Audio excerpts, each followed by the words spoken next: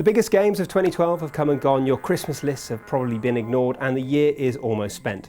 That can only mean one thing: it's time to discard 2012 like the suspicious used tissue it is, and instead look ahead to our most anticipated games of 2013. First on our list is the Diversive DMC.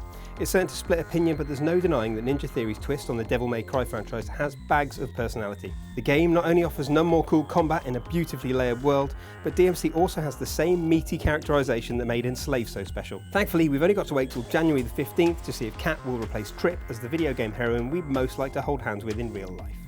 Up next is The Last of Us, proving that beards are an essential part of any apocalypse, and that nature is actually more merciless and terrifying than any zombie. As you probably know by now, the game uses an unsettlingly real parasitic fungus to explain why humanity has gone frog in a pot mental. And if the cordyceps monsters aren't grueling enough, there's a taut, desperate story punctuated with moments of juddering, face-destroying violence. The Last of Us brings the head-to-table pain on the 7th of May. Next on our list is Ni no Kuni, a Studio Ghibli collaboration with JRPG masters Level 5 that promises the most magical, bright and breezy jaunt through a fantasy land we've seen this side of Howl's Moving Castle. It might be short on kill cams, entirely free of shin-splintering takedowns, and feature nothing saucier than a fairy lord with no pants on, but this is the sort of game we grew up loving. And if there's a more Welsh character in the history of video gaming than Drippy, we'd love to know who it is. Ni no Kuni arrives on January the 25th. And from something entirely wholesome, we now go to the bloodied, bound and broken-nailed reboot of Tomb Raider. Judging from the previews, Lara might not be quite as helpless as we first thought, especially considering how quickly she gets used to the whole murdering men with arrows thing. But this nevertheless promises an intriguing, unique spin on a familiar franchise. Lara gets out the TCP on the 5th of March. LEGO City Undercover may have snuck under your radar if you've been ignoring the Wii U, or if you insist on your open world games being full of nudie facebusters like Saints Row 3, or feelings like GTA 4. But even more than the luscious Bayonetta 2, LEGO City Undercover promises to be the Wii U's killer exclusive. A wickedly sharp sense of humour and a cyclopean toy box of treats mean that if you have the imagination, and we suspect you wouldn't be watching this if you didn't, this could be the hottest city break of 2013. The block party begins in Q1 of next year. Next up is Total War Rome 2, a game that describing as big doesn't really cover. Rome 2 is going to make Ben-Hur look like Ben 10. The team is 4 times the size of the original Rome, and every piece of mathematical jiggery-pokery is concealed to make those mighty battles seem completely unique. To put it more interestingly, every sword swipe and severed head will feel more real, random and dangerous than ever before. If you have even a passing interest in sword and sandals butchery, and let's face it, who doesn't, there will be something here to keep all your Unleashing Hell boxes ticked. Total War Rome 2 is released in October 2013.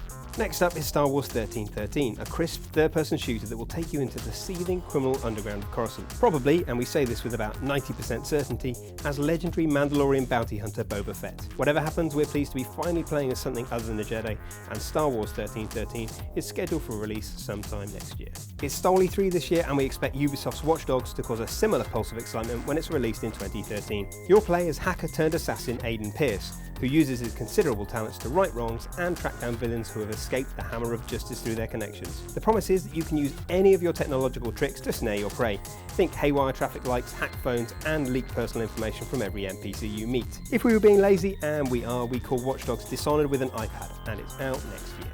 Perching right near the top of our list is Bioshock Infinite.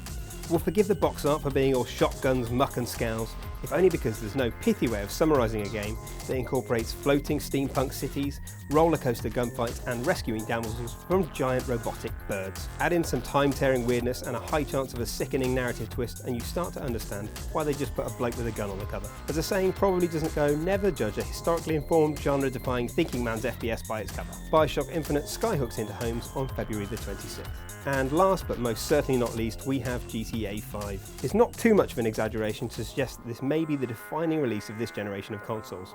It's already looking like a deft mix of everything that makes Grand Theft Auto so special. There's the none more black humour that made the early games so irresistible, an incendiary slab of carnage thanks to the likes of Trevor, and the same emotional heft that made the 4th game such a critical hit. All in all, if you liked anything about Rockstar's biggest series, there will be something here for you.